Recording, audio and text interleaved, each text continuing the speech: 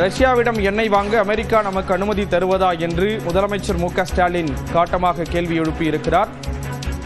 போர் பதற்றம் காரணமாக பல்வேறு சூழல்கள் நிலவக்கூடிய நிலையில் இந்த கேள்வியை முதலமைச்சர் முன்வைத்திருக்கிறார். விவரங்களை செய்தியாளர் கோகுல் வழங்க கேட்கலாம். கோகுல், விவரங்களை பகிர்ந்துக்கலாம்.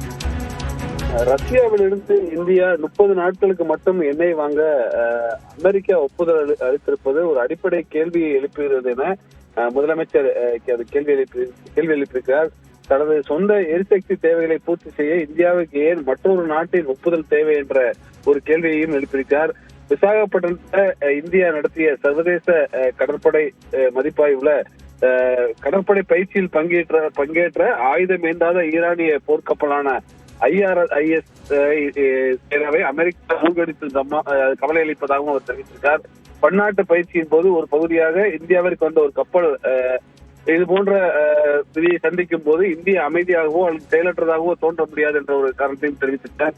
தொடர்ந்து இந்தியாவின் வெளியுறவு கொள்கையில மத்திய பாஜக அரசு முற்றிலும் சமரசம் செய்ததாக தெரிவதாகவும் சர்வதேச அரங்கில் இந்தியாவின் கண்ணியம் பாதுகாக்கப்பட வேண்டும் என்றும் அவர் குறிப்பிட்டிருக்கார்.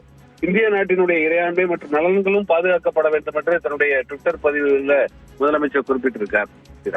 விவரங்களை வழங்கியதற்கு நன்றி கோகுல்.